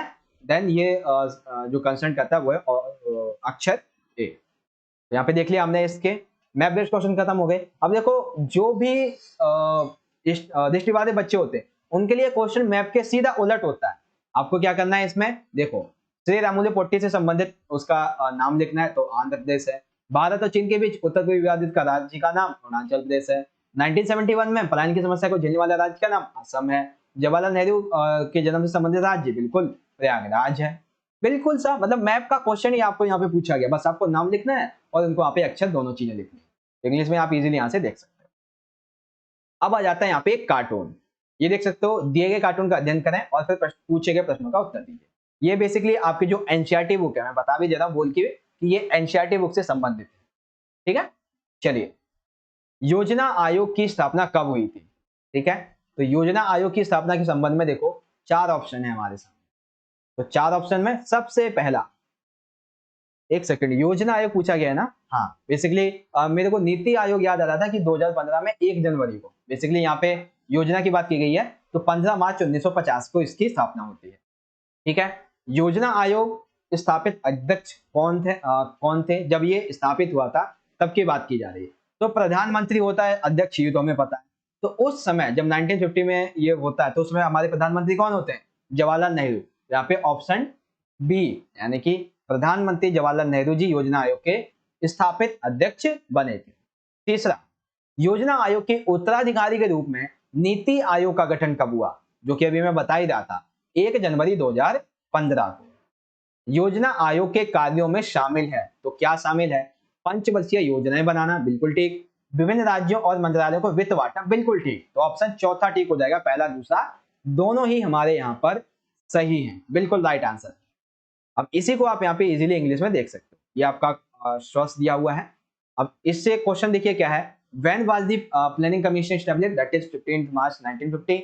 Who was established chairman of planning commission, that is Prime Minister Jawaharlal Nehru, and when was Niti Aayog formed as the successor of planning commission, that is 1 January 2015. The function of the planning commission are involved, that is both both 1 and 2। तो इस तरीके से हमारा यहाँ पे जो section number basically D होता है, डी है ना, एक सेकंड देखते हैं, सेक्शन नंबर डी है, हाँ सेक्शन डी था, पैसेज, कार्टून और सोर्स बेस्ड। हर एक क्वेश्चन को हमने यहाँ पे बहुत ही बेहतरीन तरीके से, बहुत ही बढ़िया तरीके से समझ लिया है। और अभी तक 45 मिनट हमारे ऑलरेडी हो चुके हैं, अभी 15 से 20 मिनट, इवन मैं कहूँ थोड़ा ज्यादा टाइम और लगेगा। 25 यहाँ पे था हमारा, यहाँ basically map based question, Hindi और इंग्लिश दोनों मैंने आपको समझा दिया बहुत ही बेहतरीन तरीके से। जो क्वेश्चन पूछे गए हैं वो भी आपको आसानी से समझा दिए हर एक क्वेश्चन को। फिर चित्र से आधारित संबंधित क्वेश्चन पूछा गया था, उसको भी हमने बहुत ही बढ़िया तरीके से डिस्कस कर लिया है। ठीक है बच्चों, देन हाँ यहाँ पे इंग्लिश में देख लिया था। अब आ जाता है अनुभाग ई यानी कि सेक्शन नंबर ई, लॉन्ग आंसर टाइप क्वेश्चन, जिसमें हमारे 6 मार्क्स के 4 क्वेश्चन होने वाले हैं। देखिए सीधा सीधा हम आंसर की बात करेंगे, सीधा सीधा आंसर। क्वेश्चन नंबर 27, अंग्रेजों के द्वारा रियासतों को यह अधिकार दे दिया गया कि वह चाहे तो पाकिस्तान या चाहे तो भारत में मिल जाए या फिर खुद भी स्वतंत्र बनी रहे। बाद में यह समस्या निकल कर आई, क्यों विकराल रूप धारण कर लेती है, क्या कि अंग्रेज जो है वो कह के जाते हैं कि रियासतों को ये अधिकार है कि चाहे तो वो पाकिस्तान में अपने आप को फॉर्मेशन कर ले या तो भारत के साथ में या फिर स्वतंत्र हो जाए। तो ये समस्या काफी ज्यादा बढ़ जाती है क्योंकि कई रियासतें भारत में मिलना नहीं चाहती थी। तो इस संबंध में किन्हीं 2 रजवाड़ों के विलय की स्थिति बतानी, यानी कि सिंपल सा क्या है, किन्हीं 2 रजवाड़ों के विलय की स्थिति को समझाइए। ठीक है, चलिए देखते हैं, समझाते हैं। तो रजवाड़े पहले होते क्या है ये समझो। रजवाड़े जिस क्षेत्र में राजा का शासन हो तथा उन्होंने अंग्रेजों की सत्ता को स्वीकार कर रखा हो और आजादी के पश्चात देश में मौजूद रजवाड़ों की संख्या 565 ब्रिटिश प्रवृत्ति से आजाद हो जाएंगे, ये सभी बिल्कुल बताया गया था। ठीक है, ये कुछ पॉइंट है। तो रजवाड़े क्या होते हैं, जिसमें राजा का शासन होता है, जिसने किसकी अधीनता स्वीकार कर रखी होती है, ब्रिटिश शासकों की। आजादी के पश्चात देश में तकरीबन 565 देशी रियासत मौजूद थी। अब कौन कौन की रियासत थी जिसकी वजह पे यहाँ पे थोड़ी कठिनाई आई थी, तो पहली थी हैदराबाद, दूसरी थी मणिपुर। हैदराबाद रियासत का विलय, तो यहाँ के राजा को निजाम कहा जाता था। ये दुनिया के दौलतमंद जो लोग थे उनमें शुमार किए जाते थे। इन्होंने भारत के साथ में एक समझौता किया था जिसके जिसके तहत 1947 में कि आप जो है हमारी अंदरूनी मामलों में दखलंदाजी नहीं करेंगे, हम अपनी स्थिति को यथास्थिति बनाए रखेंगे। उसके बाद ये थोड़े अत्याचारी हो गए यहाँ के शासक जो थे। तब यहाँ पे तेलंगाना में इसके जो किसान थे यहाँ के, उन्होंने निजाम की दमनकारी नीतियों के खिलाफ एक आंदोलन शुरू कर दिया। इससे काफी ज्यादा महिलाएं भी प्रभावित थी। तो इसी वजह से निजाम ने क्या किया, इन लोगों के खिलाफ अपने रजाकारों को भेजा और रजाकारों ने क्या किया, आंदोलन को कुचलने के लिए सांप्रदायिक हिंसा का सहारा लिया, गैर मुसलमानों को निशाना बनाया, लूटपाट मचाई और हत्या कर दी। ठीक है, बलात्कार वगैरह इस पे उतारे हो गए थे। रजाकार बेसिकली एक अर्धसैनिक बल हुआ करता था निजाम का। फिर उसके पश्चात, यहाँ पे मैंने पॉइंट लिखा नहीं है, वैसे लिखना चाहिए था कि भारत हस्तक्षेप करता है और फिर इसका विलय जो है वो भारत में करवा लेता है, साइन करवा के, सिंपल सा। ठीक है, समझ गए।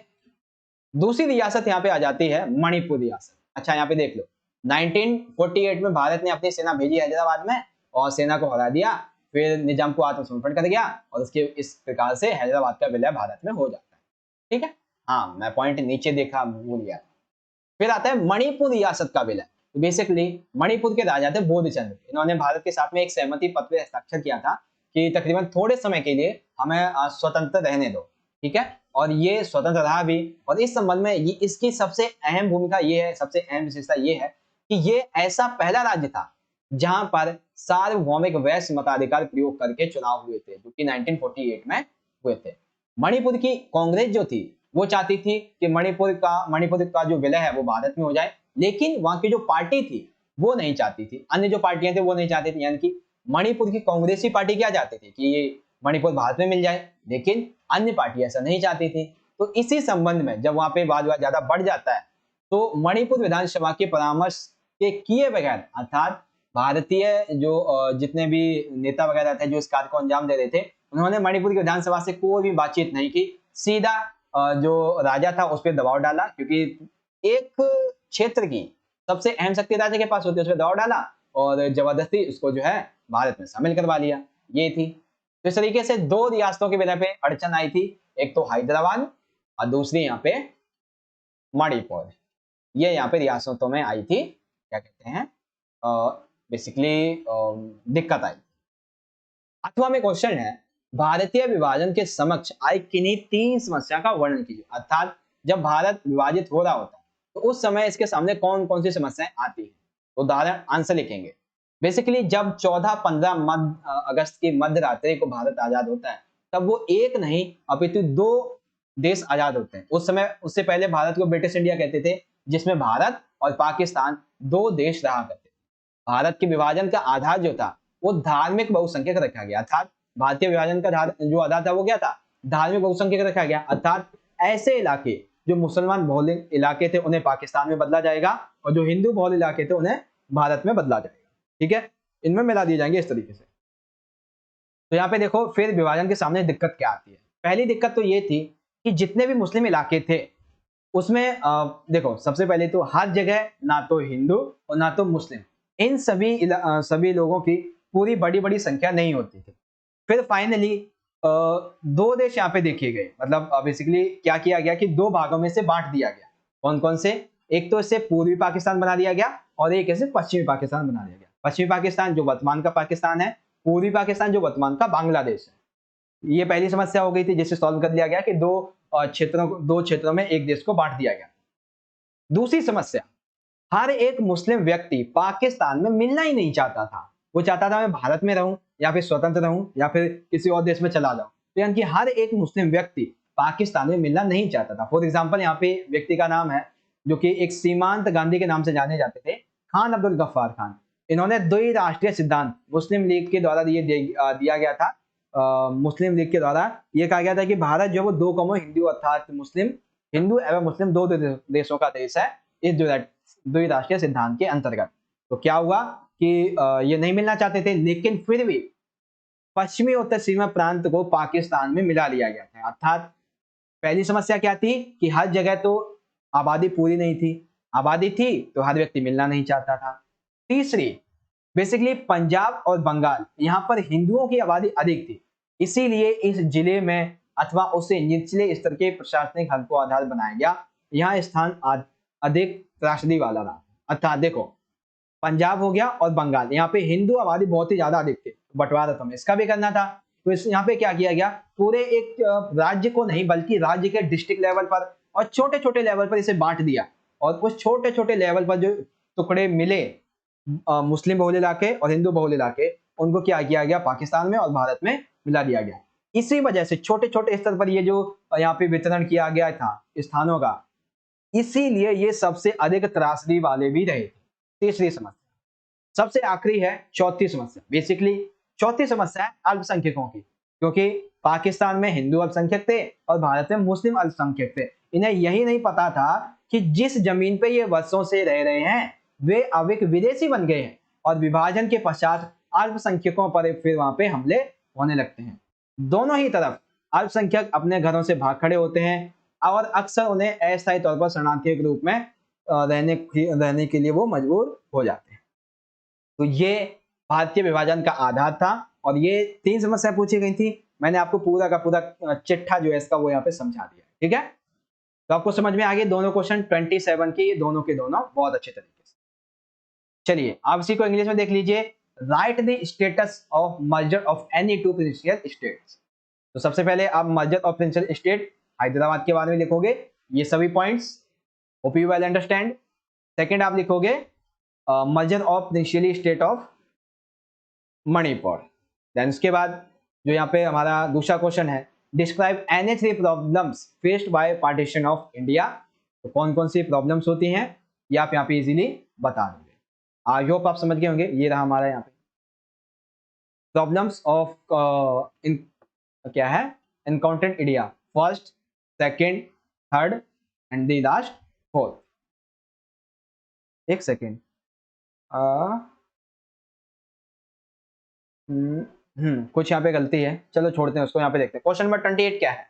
सोवियत संघ के विघटन के बाद नवगठित गणराज्यों में गृह युद्ध, बगावत, बाहरी ताकतों की दखलंदाजी बढ़ती जा रही थी, सिद्ध की। देखो पेपर में कुछ क्वेश्चन बहुत ही टफ आते हैं, कुछ क्वेश्चन बहुत ही आसान से आते हैं। अब इसमें एक क्वेश्चन देखो पूरे चैप्टर से पूछा गया है कि सोवियत संघ का जब विघटन हो जाता है, तब जो 15 नवगणराज्य बनते हैं उनमें गृह युद्ध, बगावत और बाहरी ताकतों की दखलंदाजी होती है, सिद्ध करना है। और अथवा में नया टॉपिक है आपका, प्रथम खाड़ी युद्ध की पृष्ठभूमि समझानी है और इसके परिणाम समझाने हैं, ठीक है ना। चलिए शुरुआत करते हैं। तो सोवियत संघ के विघटन के पश्चात पहले तो ये भूमिका लिख देंगे, तो कौन कौन से बगावत वगैरह हुई थी इसको समझाना है। तो पहला था हिंसक अलगाववादी आंदोलन। वो कहाँ चले थे? रूस के दो गणराज्य थे, एक था चेचन्या और दागिस्तान, यहाँ पे बहुत ही ज्यादा चले थे। तो मॉस्को के द्वारा चेचन्या विद्रोहियों से निपटने के लिए सैन्य बमबारी का उपयोग किया गया था, साथ ही साथ मानवाधिकारों का उल्लंघन किया गया था। तो पहला लिखोगे हिंसक आंदोलन। दूसरा गृह युद्ध कहाँ कहाँ पे चला? ताजिकिस्तान और जर्जिया में, और दूसरा अजरबैजान में जो अर्मेनियाई लोग हैं इनके द्वारा, ठीक है। सिंपल सिंपल आंसर बताना, बस ये याद रखो। फिर गहन संघर्ष हुआ किसके बीच में? यूगोस्लाविया, जब ये दो प्रांतों में टूटता है, मतलब बेसिकली चेकोस्लाविया जो था वो दो प्रांतों में टूटता है, चेको, दूसरा यूगोस्लाविया। तो यूगोस्लाविया ये ज्यादा यहाँ पे गहन संघर्ष होता है, क्योंकि इसमें शामिल बोस्निया हर्जेगोविन, स्लोवेनिया, क्रोएशिया, ये सभी अपने आप को स्वतंत्र घोषित करना चाहते थे। तो इसी में नाटो हस्तक्षेप कर देता है और फिर ये जो चेकोस्लोवाकिया के जितने भी प्रांत हैं यहाँ पे बमबारी कर देता है, जिसकी वजह से जातीय संघर्ष शुरू हो जाता है, गृह युद्ध बन जाता है और गहन संघर्ष की स्थिति यहाँ पे भी उभर जाती है। प्राकृतिक या संसाधन, बेसिकली ये पॉइंट जो वो इस संबंध में है कि कई मध्य एशिया गणराज्य ऐसे थे जहां पे हाइड्रोकार्बनिक पेट्रोलियम संसाधनों का विशाल भंडार था, जैसे कि पेट्रोल वगैरह हो गए, तेल संसाधन, इस तरीके से। तो इन देशों में आर्थिक लाभ कमाने के लिए अन्य बाहरी ताकत और कंपनियां जो थी वो इसे एक अखाड़े के रूप में देखने लगी कि जो यहाँ पे पहले कब्जा कर लेगा वो बहुत ज्यादा अमीर बनेगा, बहुत ज्यादा मुनाफा कमाएगा। तो इसी को देखते हुए 11 सितंबर 2001 की घटना के बाद अमेरिका ने इस क्षेत्र में अपने सैनिक ठिकाने बनाने शुरू कर दिए थे, जिसे हम इराक के मामले में भी कह सकते हैं। अब जो दूसरा क्वेश्चन है वो इसी के एंडिंग से स्टार्ट हुआ है कि प्राथमिक खाड़ी युद्ध इराक के संबंध में ही है, ठीक है ना। तो कौन कौन से आंदोलन वगैरह हुए थे ये आपको समझ में आ गया। तो हिंसक अलगाववादी आंदोलन, फिर गृह युद्ध लिखोगे, फिर गहन संघर्ष और प्राकृतिक या संसाधन। अब देखो प्रथम खाड़ी युद्ध की पृष्ठभूमि और इसके परिणाम। तो पृष्ठभूमि समझते हैं। बेसिकली देखो अगस्त 90 में क्या होता है कि इराक ने कुवैत पर हमला कर दिया और उस पर तेजी से आक्रमण करके कब्जा कर लेता है। तो यूएनओ ने जब से ये बना तब से वर्तमान तक अभी तक ऐसा कोई फैसला नहीं सुनाया था जिसमें इसने बल प्रयोग की अनुमति दी थी। तो इसने अपना एक नाटकीय फैसला सुनाया। क्यों? क्योंकि इराक को ये समझाने बुझाने गए, शांति तरीके से अन्य तरीके अपनाए गए, तो वो कोशिशें नाकामयाब रही। इसीलिए अपना इसने एक नाटकीय फैसला लिया, कहा कि अब हम इस पर बल प्रयोग करेंगे। तो यह जो व्यवस्था थी, इस व्यवस्था को अमेरिकी राष्ट्रपति जॉर्ज बुश ने नई विश्व व्यवस्था की यहाँ पे संज्ञा दी थी। फिर इराक के राष्ट्रपति का नाम था सद्दाम हुसैन। इन्होंने कहा कि ये जो जंग होने वाली है यूएनओ की सेना और हमारी सेना के बीच में, ये 100 जंगों की एक जंग, यानी कि 100 जंग। जब आप 100 जंग लड़ोगे उसमें जो हानि होगी, उसमें जो पूरा का पूरा प्रदर्शन होगा, खर्चा होगा, उन सभी के संबंध में एक जंग में ये सब होने वाला है। लेकिन जब अमेरिकी सेना जो यूएनओ की सेना मिलकर जाती है 34 देशों की, तकरीबन 6,60,000 सेना, भारी भरकम फौज जाती है, इराक के विरुद्ध लड़ती है और उसे परास्त कर देती है, तो इराक को कुवैत से हटने के लिए मजबूर होना ही पड़ जाता है। अब इसमें लगभग ये जो 6,60,000 है, आप ये कह सकते हो तकरीबन 5,00,000 सैनिक अमेरिकी सैनिक थे। इसीलिए इसे हम अमेरिका का एक अभियान भी कह सकते हैं। ये जो सैन्य प्रमुख अभियान था, इसके प्रमुख थे वो थे अमेरिकी जनरल नॉर्मन श्वार्ज़गार्ड। इसके कई नाम को जाना जाता है। प्रथम खाड़ी युद्ध, ऑपरेशन डेजर्ट स्टॉर्म, एक तरह से अमेरिकी सैन्य अभियान। क्यों? क्योंकि सबसे अधिक सेना इसी की सम्मिलित थी, लगभग 75%। ठीक है, पूरा समझ में आ गया होगा आप सभी को। ये है प्रथम खाड़ी युद्ध की पृष्ठभूमि, कैसे होता है और युद्ध कैसे अंत होता है। अब समझो इसके क्या परिणाम निकलते हैं। तो बहुत सारे परिणाम निकलते हैं। सबसे पहला, अमेरिका का ज्यादा हस्तक्षेप रहा है, अर्थात यहाँ पे अमेरिका को बहुत ज्यादा हस्तक्षेप करने का मौका मिला, जिसे हम 75% सैनिक अमेरिकी इसमें सम्मिलित थे उससे कह सकते हैं। अमेरिका के द्वारा इस युद्ध में स्मार्ट बमों का उपयोग किया गया था, इसीलिए इसे कंप्यूटर युद्ध की संज्ञा दी गई। इसमें हजारों की संख्या में अमेरिकी तथा इराकी सैनिक मारे गए, आम जनता मारी गई, मानवाधिकारों का उल्लंघन हुआ, जनता ने सरकार का विरोध किया। देखो कोई भी युद्ध होता है तो सिंपल सी बात है, लोग मरते हैं, सेना मरती है, जनता विरोध करती है, सरकार को आंदोलन दबाना पड़ता है, मानवाधिकारों का उल्लंघन होता है, अर्थव्यवस्था नष्ट होती है, संस्कृति नष्ट होती है, ये सभी पॉइंट लिख दोगे। युद्ध का लाइव प्रसारण किया जा रहा था, जैसे आज हम जो है रशिया और चाइना के वॉर को देखते हैं, सॉरी रशिया चाइना नहीं, रशिया और यूक्रेन के वॉर, ठीक है। तो ये हमें क्या दर्शाते हैं, वीडियो गेम वॉर के रूप में, उस समय भी ऐसा हुआ था। इसमें अमेरिका ने बहुत ही ज्यादा मुनाफा कमाया, क्यों? क्योंकि अमेरिका ने इस युद्ध में जितना पैसा अपना खर्च किया था उसे कहीं ज्यादा जर्मनी, जापान, सऊदी अरब ऐसे कई देशों से मिल गया था, क्योंकि इराक से कुवैत को इराक से इन्होंने मुक्त करा दिया, जहां से तेल का व्यापार ज्यादातर होता था, ठीक है। तो आपको समझ में आ गया क्वेश्चन नंबर 28 के दोनों पार्ट। पहला पार्ट क्या था कि किस तरीके से वहां पे जो तनाव संघर्ष वाला उभरा था सोवियत संघ के नवगठित गणराज्यों में, तो हिंसक लगवादी आंदोलन, गृह युद्ध, गहन संघर्ष और प्राकृतिक संसाधन। फिर प्रथम खाड़ी युद्ध की पृष्ठभूमि समझानी थी, तो शुरुआत कैसी होती है, जितने पॉइंट है इजीली देख लिए। फिर इस युद्ध के क्या क्या परिणाम निकलते हैं वो भी हमने यहाँ पे इजीली तरीके से समझ लिए। देन क्वेश्चन नंबर 28 को इंग्लिश में देखते हैं। After the dissolution of the Soviet Union, the newly formed republics were witnessing increasing civil war, rebellion and interference by outside forces. And other hand, write the background of consequence of the First World War. First world war नहीं है, gulf war है basically, ठीक है ना, खाड़ी युद्ध। तो सबसे पहले तो आपका पहला क्वेश्चन है उसमें आप ये चारों पॉइंट लिख दोगे इजी तरीके से, ज्यादा बड़ा नहीं है, बस इसमें जो डेटा है वो आपको याद रखना पड़ेगा, पहला, दूसरा, तीसरा और चौथा। अब इसके अथवा में फर्स्ट जो गल्फ वॉर था ये किस तरीके से स्टार्ट होता है, इसकी पृष्ठभूमि क्या होती है, इसका बैकग्राउंड क्या होता है, इजीली तरीके से आप यहाँ पे से रीड आउट कर सकते हो।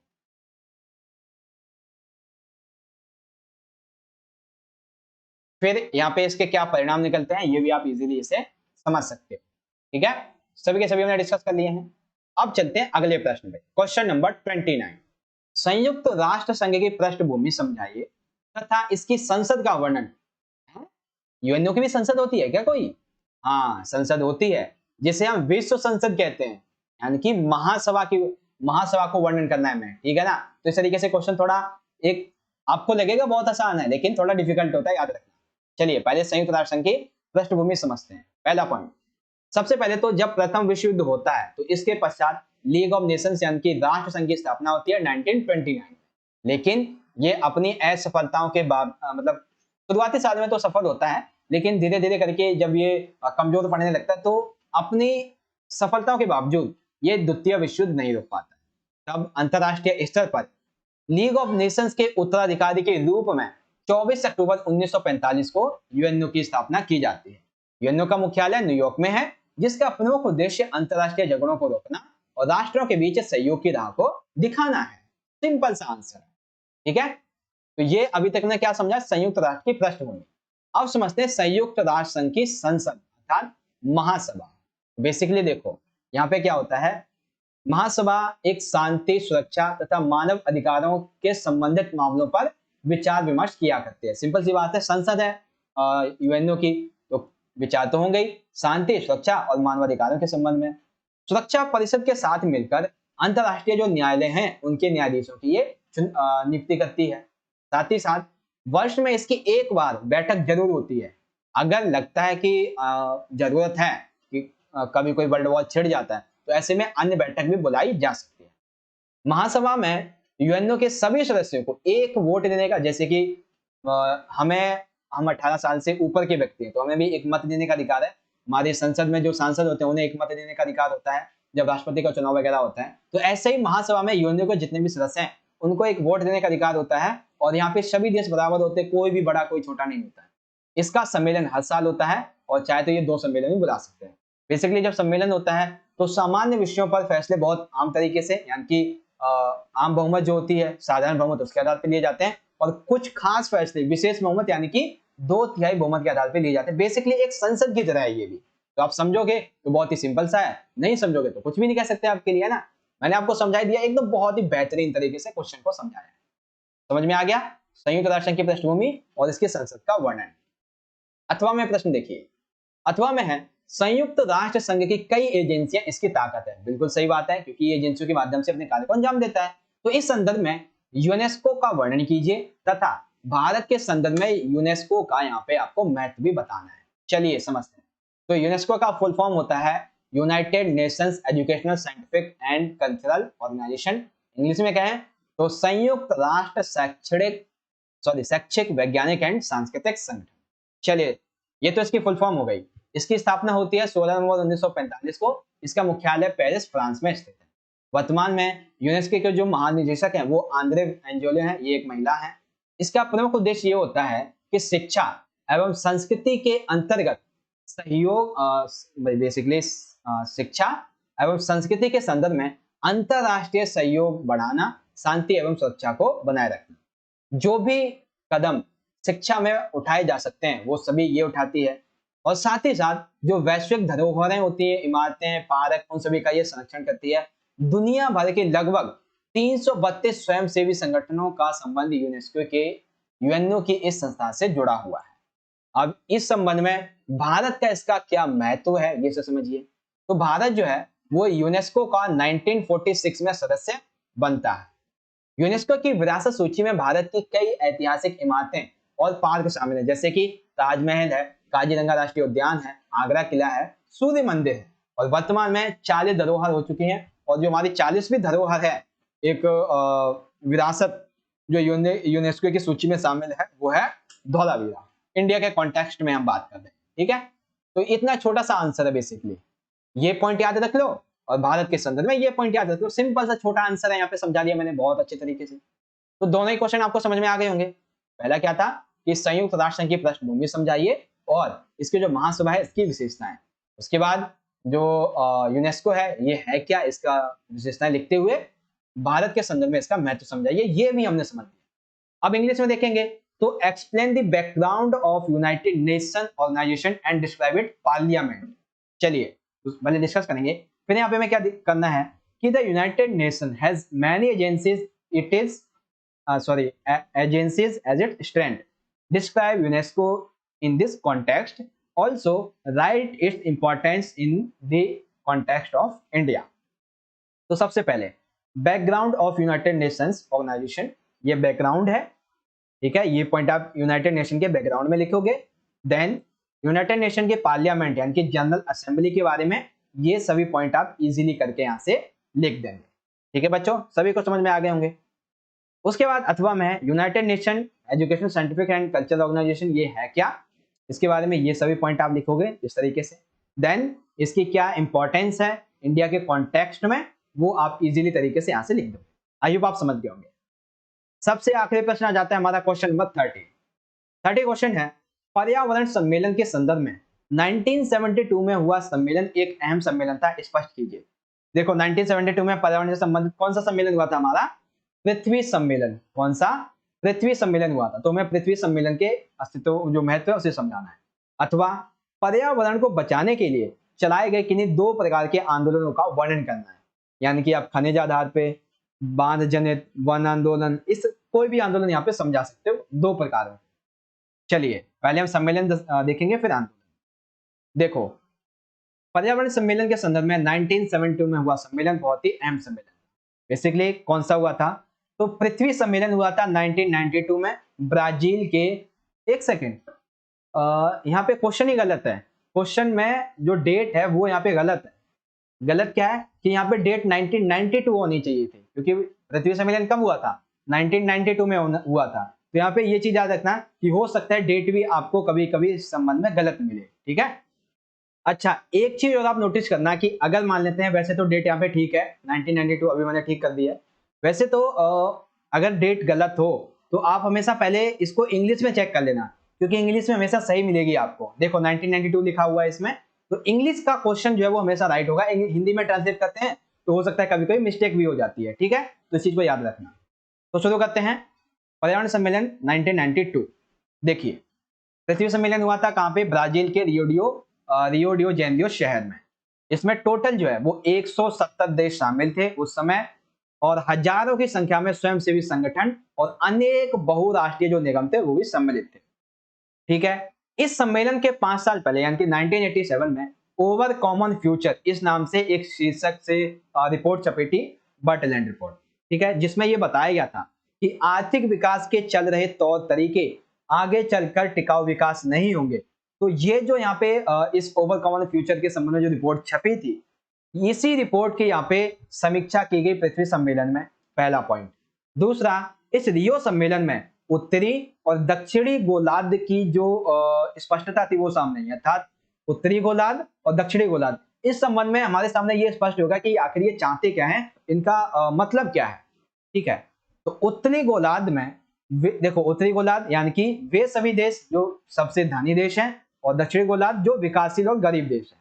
ठीक है, और उत्तरी गोलार्ध ये तो हमें पता है कि विकास विकसित और धनी देश हैं, इनकी चिंता विकास नहीं है, इनकी सबसे बड़ी चिंता है ओजोन परत में छेद होना, वैश्विक ताप वृद्धि, या फिर आप कह सकते हो पर्यावरण में जो तापमान में अंतर है उसका। और दक्षिणी गोलार्ध जो है, इनके लिए सबसे बड़ी चिंता होती है गरीबी, विकास, या फिर आर्थिक विकास और पर्यावरण प्रबंधन। ठीक है, तो ये चीज यहाँ पे समझ में आई थी। और फिर पहले तो ये समझ में आ गया कि ये है क्या, इनकी चिंताएं क्या है। फिर ये भी बताया गया कि कई सिद्धांत इसके तहत यहाँ पे स्वीकार भी किए गए। ठीक है, कुछ नियमाचार यहाँ पे जो है वो लागू किए गए इस रियो सम्मेलन के अंतर्गत, जिसे एजेंडा 21 के अंतर्गत रखा गया था। अर्थात रियो सम्मेलन में 3-4 चीजें हुई। कौन कौन सी? सबसे पहले तो जो इसके सम्मेलन से पहले एक ओवर कॉमन फ्यूचर रिपोर्ट समिति, ओवर कॉमन फ्यूचर शीर्षक से नाम से जो बर्टलैंड रिपोर्ट छपी थी, जो दी गई थी, उसकी पहले तो उसमें समीक्षा की गई, क्या था, कैसे किया गया। उसके बाद दूसरी चीज ये हुई कि उत्तरी गोलार्ध और दक्षिणी गोलार्ध के जो स्पष्टता है वो सामने आ गई। तीसरी चीज ये हुई कि साझी परंतु अलग अलग जिम्मेदारियों का सिद्धांत स्वीकारा गया। चौथा ये हुआ, अब देखो इसका मतलब क्या है, साझी परंतु अलग अलग, अर्थात उत्तरी गोलार्ध के लिए अलग जिम्मेदारी और दक्षिणी गोलार्ध के देशों के लिए अलग जिम्मेदारी, ये होता है। अब इस संबंध में कुछ महत्वपूर्ण नियमाचार निर्धारित किए गए, ये चौथा पॉइंट हो गया। एजेंडा 21 और टिकाऊ विकास। एजेंडा 21 में कुछ विकास के तौर तरीके बताए गए, जिसमें टिकाऊ विकास बताया गया कि विकास का एक ऐसा तरीका जिससे विकास भी होता रहे और पर्यावरण को नुकसान भी ना पहुंचे, तो इस तरीके के विकास को यहाँ पे बताया गया था। लेकिन इस पूरे ही प्रक्रिया के, ये जो रियो सम्मेलन हुआ था, पृथ्वी सम्मेलन हुआ था, इसके आलोचक भी हैं। आलोचक कहते हैं कि एजेंडा 21 का झुकाव पर्यावरण को सुरक्षित करने के बजाय आर्थिक वृद्धि की ओर है। अर्थात ये जो एजेंडा 21 है, रियो सम्मेलन के संबंध में नियमाचार जो निर्धारित किए गए हैं, इसका मुख्य उद्देश्य क्या है कि पर्यावरण को नुकसान होने से पहुंचाने बचाना। लेकिन आलोचक तो भाई आलोचक ही हैं, वो तो इसको गलत ही बताएंगे। उन्होंने कहा कि इसका झुकाव पर्यावरण संरक्षण की तरफ नहीं है बल्कि आर्थिक वृद्धि की तरफ।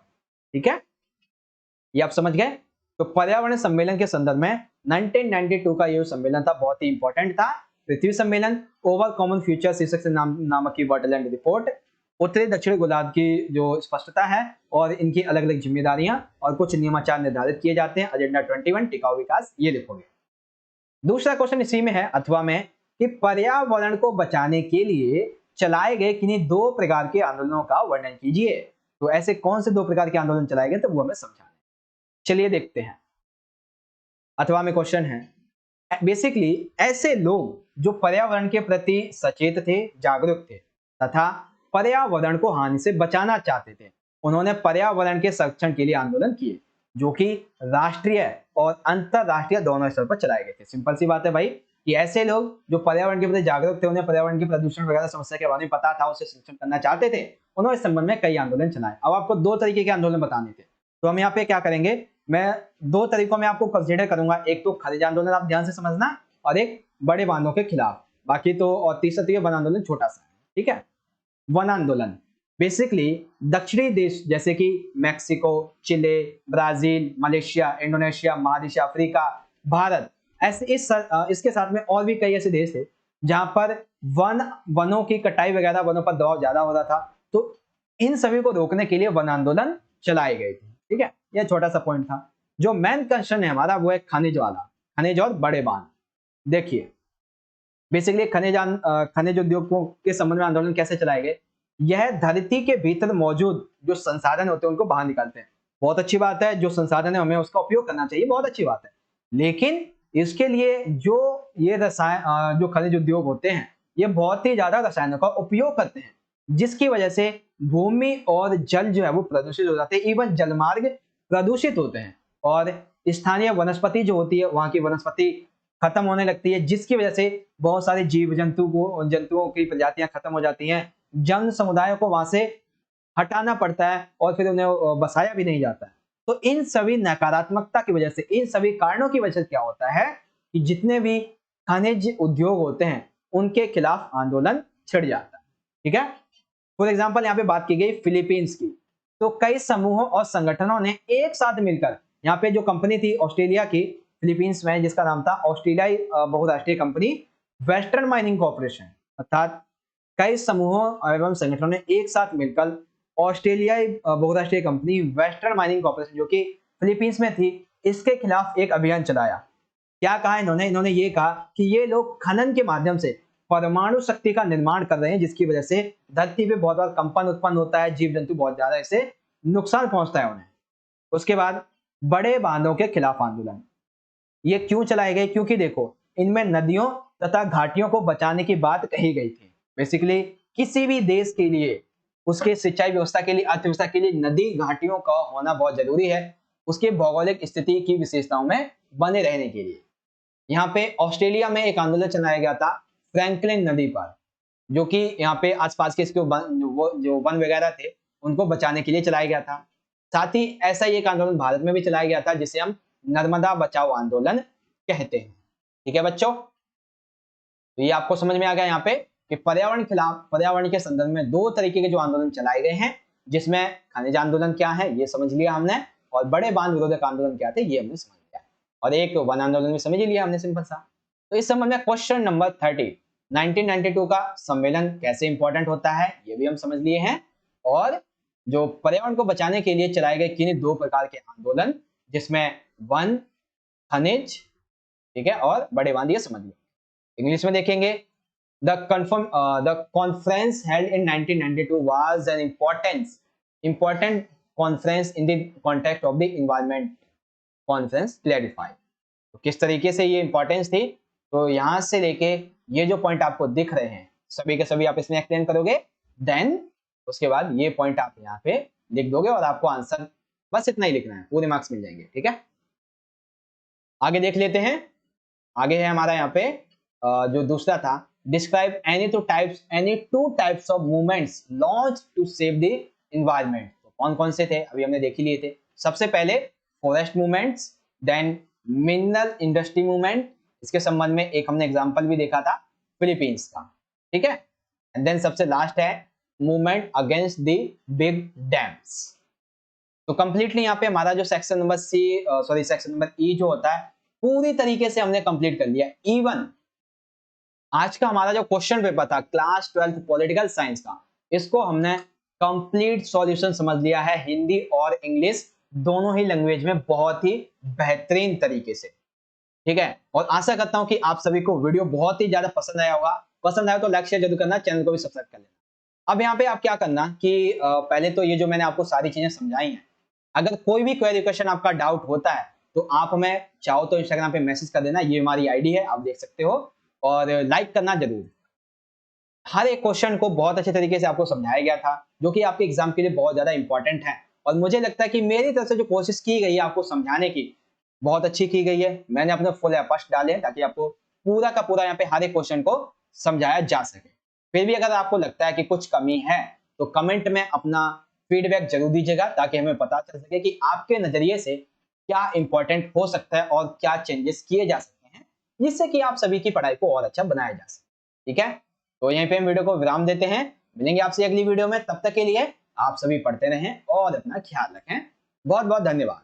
जय हिंद, वंदे मातरम।